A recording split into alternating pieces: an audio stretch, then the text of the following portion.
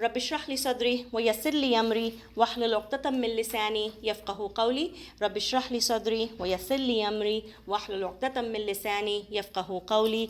رب اشرح لي صدري ويسر لي أمري واحلل عقدة من لساني يفقه قولي. Once again, Assalamu alaikum wa rahmatullahi wa barakatuhu. All right, so just before beginning, again, I pray to Allah subhanahu wa ta'ala that He makes it easy for me to deliver the lesson to you with all clarity, and He makes it easy for you to absorb the lessons that are intended to be taken from this session, inshallah. So yesterday, we started with Surah Baqarah, and we studied about the believers and we studied about the disbelievers. We understood the connection between Surah Fatiha and Surah Baqarah, how Allah responds to the dua that we make in Surah Fatiha. What is the dua that we make in Surah Fatiha? Really quick. Ihdina Sirat al-Mustaqim. And how does Allah respond to that dua in Surah Baqarah? Very good. ذَلِكَ الْكِتَابُ لَا رَيْبَ فِيهِ. What's the meaning of لَا رَيْبَ فِيهِ? There is no doubt, correct? There is absolutely no doubt. Very good. There is absolutely no doubt in it, right? And then, based on our responses to this book, what did we talk about? How is humanity grouped? How many groups? 3 groups. And what are those groups? The believers, the disbelievers, and the hypocrites. So we started off with the discussion with the believers, and we saw how they have this belief in the unseen, which we call as we describe as the action of the heart, meaning iman. And then we also spoke about how they worship with their limbs, how they worship with their wealth, right? So, and that equates to Islam. The actions equate to Islam. So iman plus Islam, or iman plus actions, it is the requirement, or it's an essential characteristic of who? Who are these people? The muttaqin. Very good. There was another description that we spoke about them, for them, that the surah mentions in ayah number 4, which is that they have this conviction. They have this certain belief about the akhirah. And when we talk about conviction, when we talk about yaqeen, what do we mean by that? Yaqeen, a person arrives to the level of yaqeen when he has experienced something, right? So when Allah subhanahu wa ta'ala mentions that these people, these muttaqeen, are the ones who have conviction, who have yaqeen, they believe in the akhirah, they believe in the promise of Allah subhanahu wa ta'ala, they believe in the promise of the hereafter in a way as if they have already experienced it. All right, and then Allah subhanahu wa ta'ala describes them as the muflihun, right? They are the ones who are upon guidance from their Rabb. What is the word Rabb supposed to remind you? Very good. The relationship that you're supposed to have with your Lord, with Allah subhanahu wa ta'ala, the one who's the owner of all our affairs, the one who is in charge, the one who's the nourisher, the maintainer, the sustainer, all of that, right? The one who nurtures. Now, next 2 ayahs, which is ayah number 6 and ayah number 7, spoke about the disbelievers, all right? And the disbelievers are the ones who basically make the choice of turning away from the message, okay? And as a result, their heart was sealed, right? Their hearts became sealed because of their actions. Their heart became sealed, their hearing became sealed, and there's a veil on top of their eyes, right? So Allah subhanahu wa ta'ala concludes that section by talking about the punishment that they become worthy of, which is ardhabun ardhim. Okay, I want you to keep this in mind when we begin the discussion of the next group of in humanity. We will see the difference in wording, okay, in word choice of how Allah subhanahu wa ta'ala describes the punishment that is intended for the hypocrites, and then versus what He mentioned as the punishment for the disbelievers, and why the difference, inshallah. Okay, so today we begin our 3rd group. So humanity is divided into is grouped into 3. The first one was believer, which we already covered, disbelievers, and now the munafiqun, all right, the hypocrites. So linguistically, the word munafiqun, it comes from the root letters nun, fa, and qaf. Okay, nun, fa, and qaf. And the same root is used to derive the word which means a lizard's hole. A lizard's hole, okay? A lizard's hole has 2 entrances. So if a fox is coming at the lizard through one, the lizard is able to escape through the other. So why is the same root used for a hypocrite? In Arabic, munafiq. What's the connection there? A munafiq is someone, a hypocrite is someone who's always on the fence regarding his faith. Anytime he sees good, he's with Islam. These are Muslims, by the way. They proclaim themselves to be Muslims, all right? So anytime they see good, they see Islam can benefit them, they're on Islam's side, right? Anytime they find it difficult to follow or the act of worship is too taxing on them, it's asking too much of them, they're on the other side. They give up, they walk away, they turn away, okay? So they maintain their allegiances on both sides, all right? They at one point they are with the believers, at one point they're with the disbelievers. So depending on if the disbelievers are coming at them, then they exit through the other entrance, they make the through the other opening, and they join the believers. If the believers are coming at them, then they make an exit through the other opening and join hands with the disbeliever. Does that make sense? The analogy? Okay. All right. So that's the understanding of the root meaning as well, nifaq. Now, بعد أعوذ بالله من الشيطان الرجيم بسم الله الرحمن الرحيم ومن الناس من يقول. So Allah begins the description of these people. We had the description of the muttaqin, we had the description of the disbelievers, and now in these ayahs, which are 13 ayahs, we will have the description and the responses that these hypocrites give. All right. So ومن الناس من يقول, and amongst the people there is the one who says. What does he say? Amanna. Group 4. Okay? Hamza, Mim, Noon belongs to group 4. Amana, yu'minu, imanan. That's the family. All right? Amanna billahi wa bil yawmil akhir. We believe in Allah subhanahu wa ta'ala and the last day. This is the claim that they make. This is the first description. Okay? وَمَا هُمْ بِمُؤْمِنِينَ. Allah subhanahu wa ta'ala calls them out in the next portion of this ayah, and it is actually a very, very strong form of negation. Whenever this ma is for negation. How do you know this ma is for negation? Because if you look at the ayah, it says وَمَا هُمْ بِمُؤْمِنِينَ. When ma and bi come together like that, that is your ma nafiya. Okay, and it is one of the most strongest forms of negations. They are absolutely not believers. So Allah subhanahu wa ta'ala calls them out in this portion of the ayah. And then Allah subhanahu wa ta'ala continues talking about them. يُخَادِعُونَ اللَّهَ وَالَّذِينَ آمَنُوا. What do? They make every effort to cheat Allah subhanahu wa ta'ala and the ones who believe. How do they deceive and how do they cheat? In their claim that they are believers. You know how they said in the beginning, Amanna billahi wa bil yawmil akhir. Through that, they think they can deceive Allah subhanahu wa ta'ala and they can deceive the believers. And Allah subhanahu wa ta'ala responds to that by saying, وَمَا يُخَادِعُونَ إِلَّا أَنفُسَهُمْ. When you have ma and illa like that, the translation is only. Okay? Ma and bi, translation is for negation. Ma and illa, the translation is for only.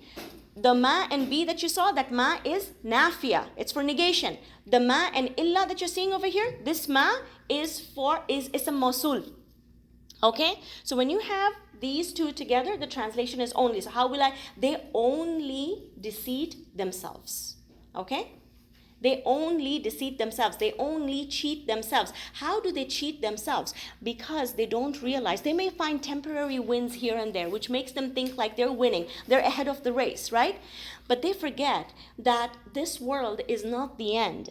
That everything that they are doing, every action that is being generated from them, through their limbs, by their limbs, is being recorded. And they will be held accountable for them on the day of judgment. So the consequences of their evil deeds, either they face it in this dunya, and if they escape this dunya somehow, they're gonna experience it there. So the fact that they become oblivious to that reality is them actually cheating themselves. Okay? Being in deception of the reality of this life itself. All right? So يُخَادِعُونَ اللَّهَ وَالَّذِينَ آمَنُوا وَمَا يَخْدَعُونَ إِلَّا أَنفُسَهُمْ وَمَا يَشْعُرُونَ. And while they're doing this, they have the least bit of realization of what they're doing. Because they're finding success.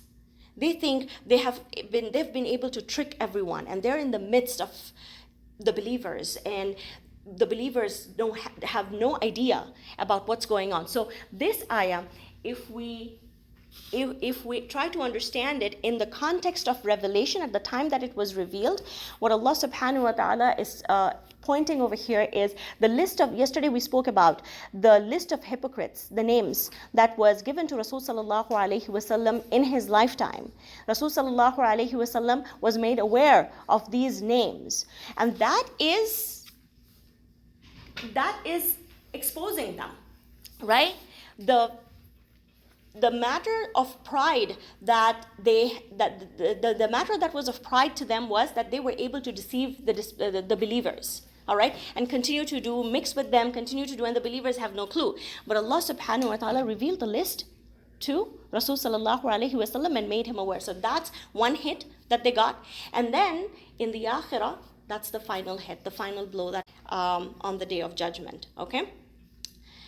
Continuing, Allah subhanahu wa ta'ala mentions in the next ayah, فِي قُلُوبِهِمْ مَرَضٌ. Why do they behave in this manner? What is the reason? So the reason is stated in this next ayah. All right? It is in their heart that there is this disease. فِي قُلُوبِهِمْ مَرَضٌ. Jar majroor construction. فِي قُلُوبِهِمْ. And I told you, jar majroor always comes at the end of the sentence. The sentence is beginning with jar majroor. All right? So the emphasis is on the heart. It's like it's their hearts that are diseased. Okay? So fi qulubihim maradun. What does Allah subhanahu wa ta'ala do? فَزَادَهُمُ اللَّهُ مَرَضًا. And Allah just keeps increasing them in their disease, meaning they keep increasing in their disease because they feel that whatever we are doing, you are saying this punishment is going to come, that punishment is going to come, but we are progressing. So they continue to do what they do, thinking that there is not going to be any accountability on them, right? So فَزَادَهُمُ اللَّهُ مَرَضًا وَلَهُمْ عَذَابٌ أَلِيمٌ. And exclusively for them is a continuous painful punishment. What was the punishment? How was the punishment described for the disbelievers? عَذَابٌ عَظِيمٌ, right?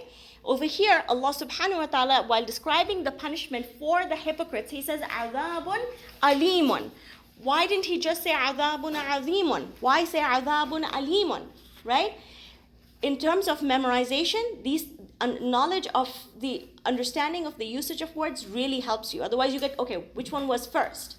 Right? But when you know the context, when you know the reason for the usage, then memorization also becomes very easy. Okay? So the reason why Allah subhanahu wa ta'ala uses a'dhabun alimun, which is actually a more exaggerated and graphic description of the punishment than a'dhabun azim.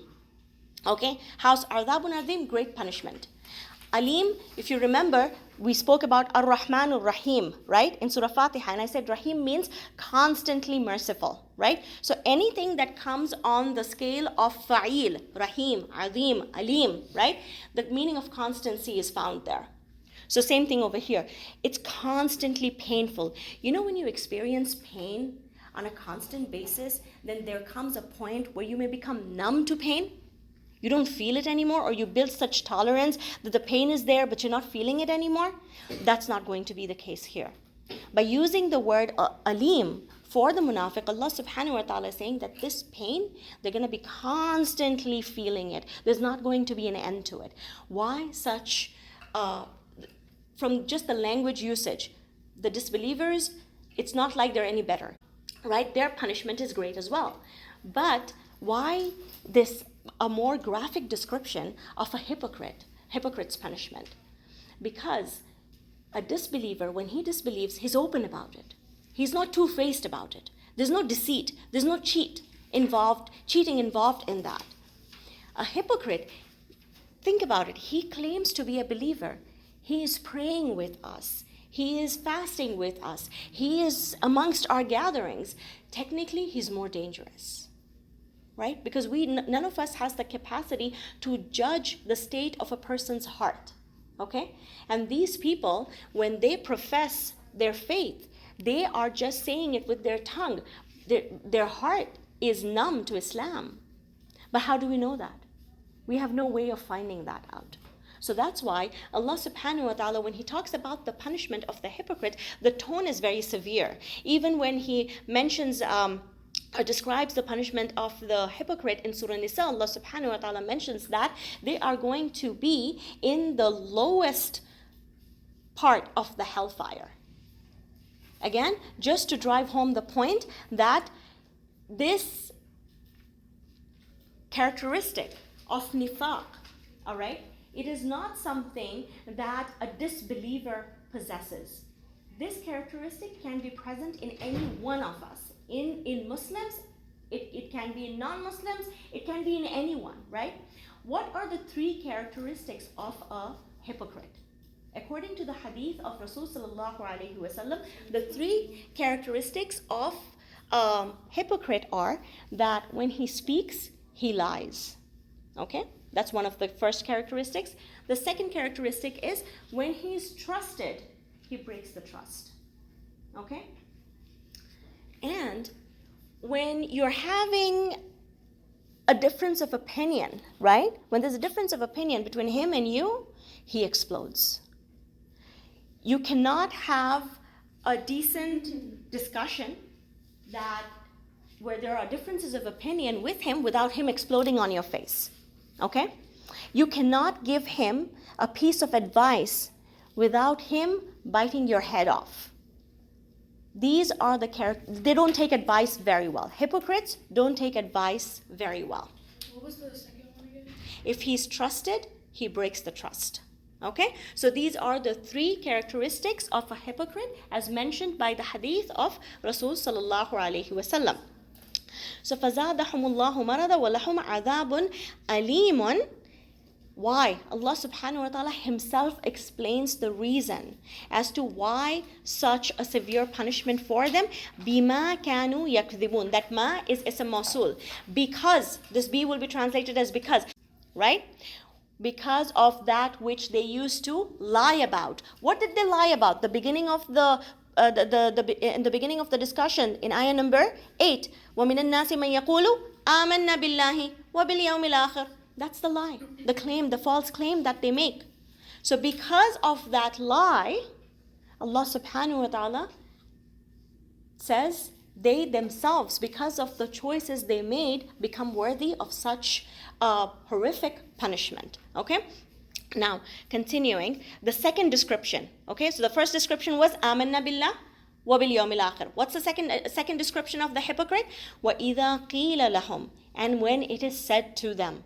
Qila, the root letters are qaf, waw, lam. It's the majhul form of qala. We'll talk about it later, okay? But just write it because it's everywhere in the Quran. And the way you will translate it is when it is said to them, okay? وَإِذَا قِيلَ لَهُمْ لَا تُفْسِدُوا فِي الْأَرْضِ. So when it is said to these hypocrites, لَا تُفْسِدُوا فِي الْأَرْضِ. Do not, this la is for command. Do not cause corruption on earth. How do they respond? قالوا إنما نحن مصلحون. We're just peacemakers. We just want peace. We just want good. We're people of goodwill. The leader of hypocrites was Abdullah ibn Ubay ibn Salul. Write his name. Abdullah ibn Ubay ibn Salul. His son, by the way, was a companion. Okay? But he is called the leader of the hypocrites. So he was in Medina, and by the way, hypocrisy came to be in Medina. There was no hypocrisy in Mecca.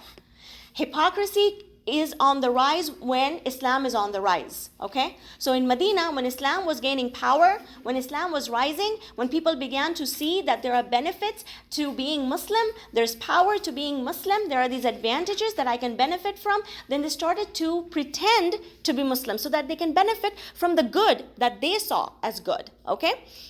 Islam is all khair, but whatever good they saw that they can utilize for their dunya, they decided to join the camp of Muslims, all right? Abdullah ibn Ubay ibn Salul, he was known for his enmity towards Rasul sallallahu alaihi wasallam. Why? One of the reasons for his hostility was, before the coming of Rasul to Medina, he was supposed to be the ruler of Medina, okay? But with the coming of Rasul, he lost that position. So that was one of the reasons why, that was actually one of the first reasons, and then there are many other reasons, why he began this whole campaign against Rasul sallallahu alaihi wasallam and his believers, but it was always behind their backs. Okay, because when you would go to him, then he would be like, it is said that, when Rasul sallallahu alaihi wasallam would, it was time for him to stand up and give a khutbah from the mimbar, he would get on the mimbar before Rasul sallallahu alaihi wasallam and ask everyone to sit down. Sit down, Rasul is going to talk, pretending to show respect to Rasul sallallahu alaihi wasallam.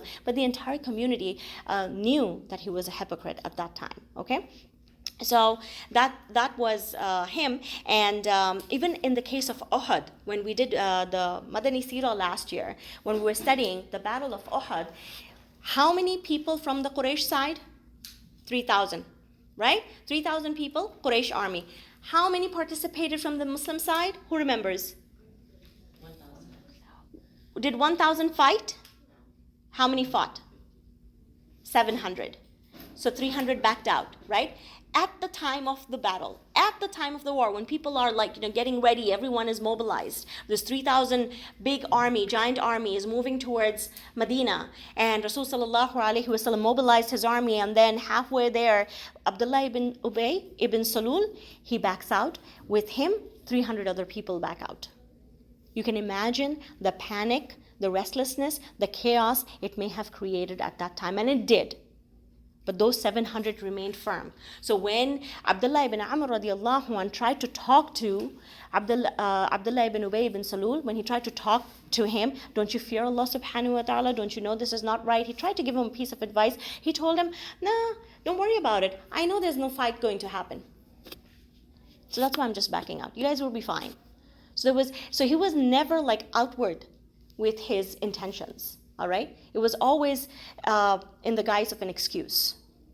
And the same thing he did in Uhud. So the corruption that is being referred to in this ayah is the plotting and the scheming that the hypocrites engaged in, either by themselves or with the disbelievers, in order to bring harm to the Muslims. So that is what they are being advised against. Do not cause corruption on earth, but they call themselves peacemakers. Okay? This is how they responded. The next ayah, Allah subhanahu wa ta'ala, when they say, قَالُوا إِنَّمَا نَحْنُ مُصْلِحُونَ, we are only peacemakers, Allah subhanahu wa ta'ala refutes that, and He Himself responds by saying, Allah, absolutely not. Whenever you see Allah and illa are different.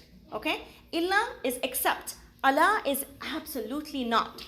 It's like putting your foot down, that kind of expression. Okay? So with a lot of emphasis, Allah, innahum humul mufsidun. They are, innahum, hum. You see the repetition there? That's all for emphasis. And you need to capture that. You need to capture the tone from the usage of this rhetorical devices that are used in the structure itself. Okay? Allah, innahum humul mufsidun. Indeed, they are the ones who are causing corruption. وَلَكِنْ لَا يَشْعُرُونَ. However, they do not realize. The next description, وَإِذَا قِيلَ لَهُمْ آمِنُوا. See, regardless of what kind of corruption they were causing in society, what kind of difficulty they were creating for the believers in the community, Abdullah ibn Ubay ibn Salul is even known to have plotted assassination attempts on Rasul sallallahu alaihi wasallam. Regardless of all of that, right? Regardless of all of that, they're still given that advice. What? Aminu. This is the Amr form of Amana yu'minu imanan. Group 4. It's the Amr form, and it's common all throughout the Quran. Okay? Whenever you have aminu, it's the amr form of amana yu'minu imanan. Believe. Kama amana nas. Believe like the people have believed. Who are these people? The nas that are being referred to over here. Abu Bakr radiallahu anh. Role models are being pointed towards, right? Like Abu Bakr has believed, like Umar has believed, like Ali has believed, like Suhaib ibn Rumi has believed, Mus'ab ibn Umair has believed. So they're given all these examples, all these notable personalities that are around them. They're shown to them, like believe like these people. What is their response? قالوا أنؤمن كما آمن السفهاء. You're saying that we should believe like these, na'udhu billah, fools have believed? So they refer to the companions of Rasul sallallahu alaihi wasallam as fools. Why? Because it didn't make sense to them. That's like going to the extreme. You sacrifice all your wealth and you arrive penniless in Medina? How, like, what justifies that? What kind of faith is that? Where you have to leave your family, you have to leave your home. What kind of faith demands such kind of a sacrifice, and what kind of people actually exercise that kind of a faith? You want us to be like them?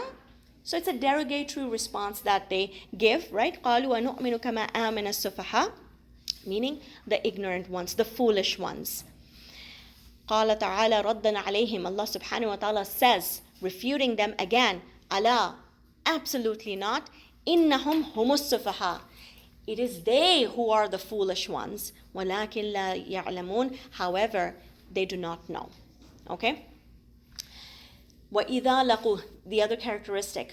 This ayah talks about them being two-faced. Okay? This next ayah, it talks about them being two-faced. It's ayah number 14, right? I cannot see it clearly. Yeah. Ayah number 14, it describes the two-face of the hypocrites. إِذَا لَقُوا الَّذِينَ آمَنُوا, when they believe, when they meet. Laqu comes from the root letters laqiya. Okay? This you should know. Laqiya, laqu. Alright? So when they meet, who are the they? The hypocrites. When they meet, who? Alladina amanu, the ones who believe. Qalu, they say. Who's the they here? The hypocrites. Very good. They say, amanna. They say, we believe. We're with you. Right? Wa idha khalaw. But when they are khalaw, sounds like ramaw, right? The root letters, kha, lam. You can go to the dictionary and look it up. Kha, lam, waw, or kha, lam, ya. I'm going to leave it up to you to find that root, okay? So when they are by themselves, khalaw means in their privacy, okay? In their private meetings. وَإِذَا خَلَوْا إِلَى شَيَاطِينِهِمْ, privately with their own people, shayatinihim, meaning the ones who have the same mindset. What are they doing? قَالُوا إِنَّ مَعَكُمْ, we're actually with you. Then what are you doing there? إِنَّمَا نَحْنُ مُسْتَحْزِيُونَ, it's just making fun of them. All right? Just mocking at them. Taking them for a ride. How do they think that they are taking them for a ride? By saying, Amanna billahi wa bil yawmil akhir. It all ties back to that first description. Okay? Allah again responds. He says, Allahu yastahzi'u bihim. Istahza'a yastahzi'u. Alright, you have not done this, family. But what it means is to make fun of someone. Okay? Now, this is just a way of, it's not like, someone makes fun or making fun is okay. Or someone makes fun of you and then you can make fun back by quoting this ayah. See, they made fun, so Allah is making fun of them. No.